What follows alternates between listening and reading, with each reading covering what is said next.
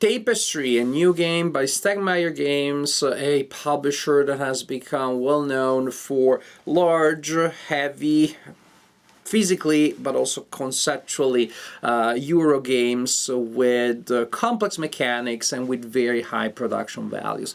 Tapestry totally captures the philosophy of the publisher in that sense because it has all of these elements.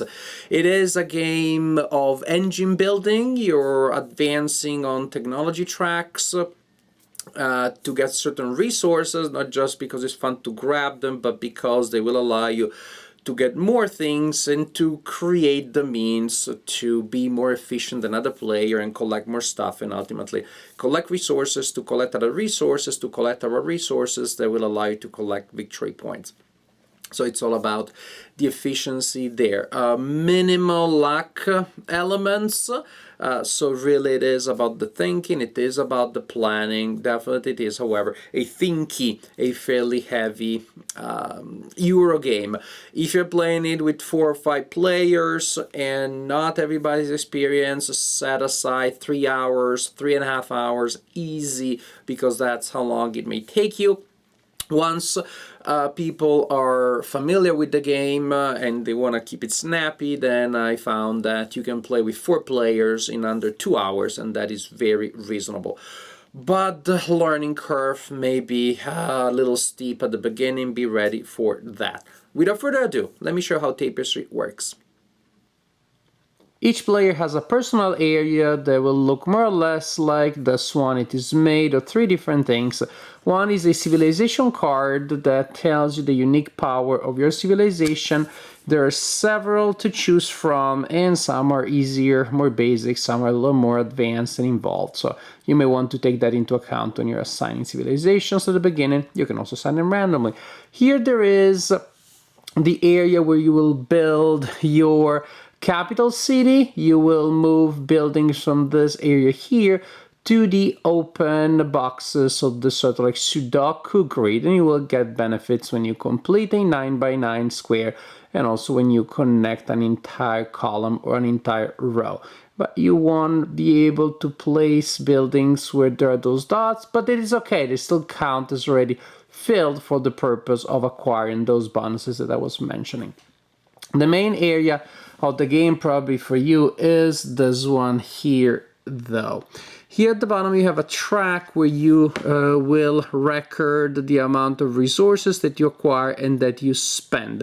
As you acquire them, they go up here, and as you spend them, they go down. And really this is the engine of the game. You will spend resources and collect resources to trigger actions. And resources are a bag of gold, a star, a mushroom, and a gray man with a weirdly small head.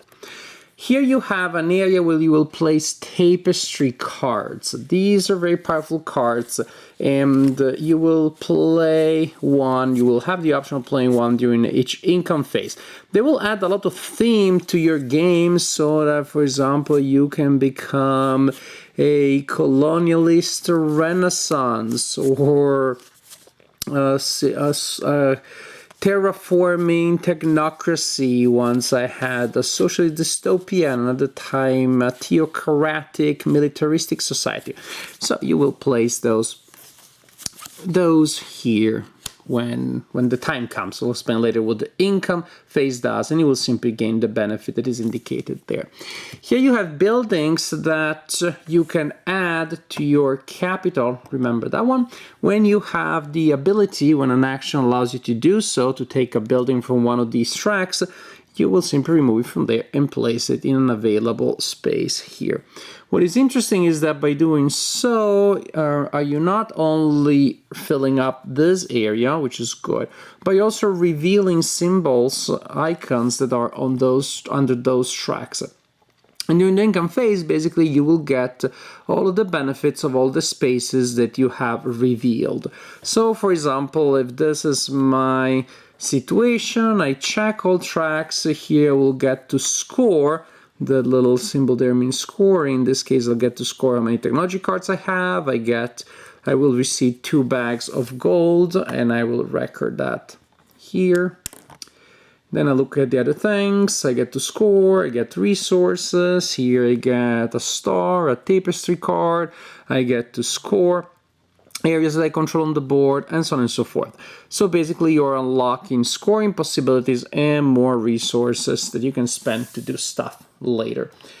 Now, other things, we said we have the tapestry cards, we have technology cards, 3 of them are available during the game. They will give you different advantages. And during your income phase, you'll be able to advance them. So first you will get the advantage indicated in the circular frame, and then you get the square frame later when you advance the technology a second time. And then we have the board. The board looks like there's a lot going on. Actually, here the board is still partially set up from a game that we played before, but actually that gives you a sense. The board starts with fewer tiles that you see here. There you go. That's what the board looks like at the beginning, but each player does have a starting area, and you use these phallic outposts here to mark the initial area for each player. Then players will be able to use actions to expand in areas that are already known, to place new tiles and expand again, and so on and so forth. Players can also go at war with one another, and usually to go at war you simply place an outpost in an area where there's an outpost of an opponent, and if the opponent cannot use a card to stop you, then you automatically topple them and you take control of that. There is a bonus for the civilization that gets to the central area first. In fact, here you have several bonus things. We'll see what it means to complete an advancement track, which is the heart of the game. Toppling 2 of the opponent's outposts gives you points, and also conquering the middle island, that one there, gives you points. When you score points, you simply you score that amount of points, 15, 10, and 5, for example, and then you place a marker there to indicate that you scored that, and the opponent that gets that benefit also will only be able to get the next value. We're talking about the advancement tracks, and those are the heart of the game. It's a very simple idea, and yet then when you apply it, there is a lot going on. This is a minimalistic monster, a minimalistic beast, because the core idea is so simple. There are 4 tracks around the main island here. Each player has one of their markers there at the beginning. When it is your turn, you can do one of 2 things. You perform the income turn. You don't want to do that at the beginning. You'll only do it a couple of times during the game, where you can get the benefit of your civilization, collect the resources they showed you. You can play a tapestry card, that sort of thing, all the good stuff. You can advance your technologies, but again, that won't happen too often, because actually when you play your 5th income turn, you're done. You have your points, you're out of the game, and then you wait for other people to take their 5th income turn. So actually not everybody will end the game at the same time. But the main turns, when you're not collecting stuff in that special turn called the income turn, what you're doing is you're advancing on one of these tracks. And it's very simple. You simply declare the track that you're advancing on, and you pay the corresponding cost, simply reducing the resources that you have on your personal map. To advance on this track here, which is the exploration track, or there you go, exploration track, you must pay any 1 resource to move into any box in this area here, and then it specializes. Then to go on a trip, you need a mushroom and any 1 resource. Also, when you enter the new area here, you get a free building from a pool of really nice looking pre-painted buildings that the game comes with. The idea is, again, during your turn, you declare the track that you're advancing on, you pay the resources, you advance on it, and you gain the benefit of the box in which you enter. So maybe I'll advance a lot on this one. Oh, for the cool building, only the first player that enters that one, that space will get that building. As you can see, becomes more and more expensive and more specialized to advance. when you reach the end, well, you can't advance any further, but you get the advantage of completing a track, unless two people already did it, so no extra bonus. But this is the general idea. You choose in your turn one of the tracks, pay the resource, and advance by 1 space. So just to give you a sense of what these do. The exploration track will allow you to draw terrain tiles depending on the icon, to place terrain tiles, to remove these from, remember, from your personal board and put them in your capital so that then you can, well, you can build things there and unlock stuff there. And then it will allow you to also score tiles that you control and stuff like that. Next we have the science track. You will roll a die and you don't know exactly what you get. It's the very spirit of science. You don't know what you find until you find it. And then there's a variety of other things. Again, moving buildings that every track gives you, scoring things such as technology cards, and so on and so forth. The military track, that is when you get to expand, that is to place outposts in areas, but again, you need to first explore, put down a tile, and then you put down the outpost. You can't really advance on this one much if you don't also explore a little bit. And you get the stuff, again, specific buildings, convert, and boxes also, they all have a basic effect. Some also have a bonus effect you can choose to use. For example, after here I get to place an outpost and a tapestry card. I can also spend a resource to develop one of my red buildings. Again, move it from my main resource board and put it on the capital board, the Sudoku one. Here we have the technology track, where you will often be able to draw a technology card, draw a tapestry, refresh the off-road technology cards, and then draw one, and so on and so forth. So this is the basic idea of what you're doing. Oh, I think I may neglect to tell you why we're doing all this. Because we like points. Ultimately, what we're doing is to score points from a variety of different sources. Again, from placing things here in certain combinations, scoring the icons that we uncover, scoring the icons that we get to touch when we enter a new box, and so on and so forth.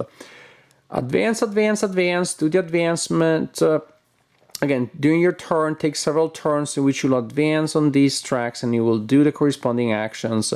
From time to time, you are out of resources, then that's when you take the income turn, because that is also, remember, when those icons that you revealed will give you stuff.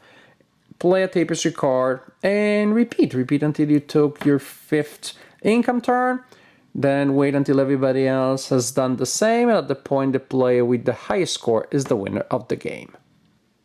Now, with a game that is so much about the mechanics, about the engine, about the efficiency, I don't care if the theme feels a little bit weird, but I've had complaints from other players that they were, well, at least they were joking, but they just couldn't get past the fact that those technologies do not make a lot of sense in civilization terms, because you may have invented canned food and you go to space and you have anesthesia while you are missing writing. You haven't figured out how to do that. Star Trek tells us it's entirely possible. There are races that do that kind of stuff, but it just felt funny. Another player said, you have to think of this metaphorically. If you have anesthesia, doesn't necessarily mean that it's like how technologically we think about it. Maybe we're still in the Stone Age, but we figured out that by bumping people on the head, they pass out and then you can pull their teeth off, which is a weird image, but I guess that's how anesthesia worked back in the day. Or booze, closer to us in time. That's also good anesthesia. But I don't go into this game for the theme, and neither should you really. What you have here is a game that is an explosion of sophisticated, well fine-tuned mechanics. It's about the mechanics, it's about the gameplay, it's about the engine. I don't care much about the theme. Although I don't mind that the game is visually very appealing, that it has those beautiful painted buildings, that it has even the cute little buildings that go on your capital, not the bigger ones. I'm looking at the cards, I'm looking at all the components. It is visually beautiful. The theme may not be particularly consistent thematically, but it gives a platform for the production to show you very beautiful components with nice art, and I don't mind that. On the minus side, that also means that some of these majestic and beautiful components are not strictly necessary.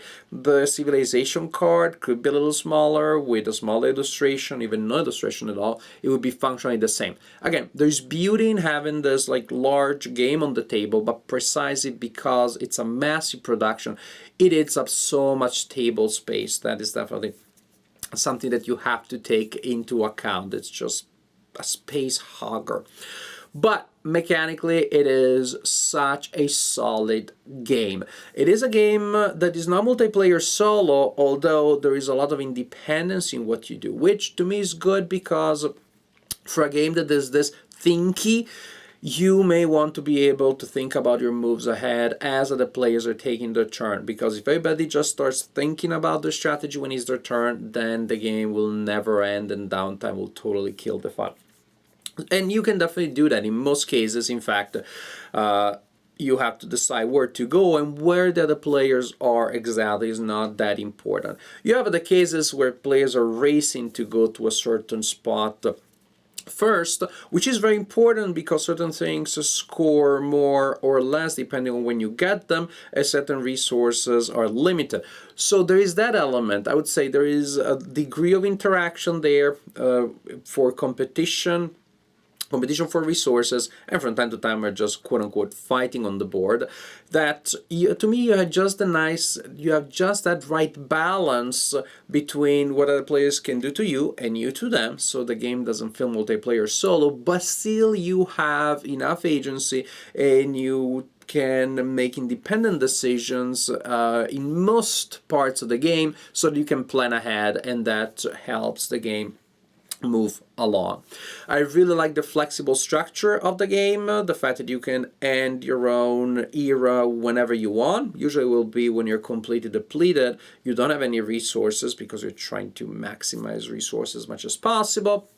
But there's an advantage if you end your era early and you take your income turn early before other people do, then you get extra stuff. So there's also a little bit of reading the opponents there to see when they want to do that. But if somebody else took that that extra stuff, then I'm just going to take all my sweet time, which of course means I won't get the bonus for an early income turn the next turn either, but it can be okay. It can be okay.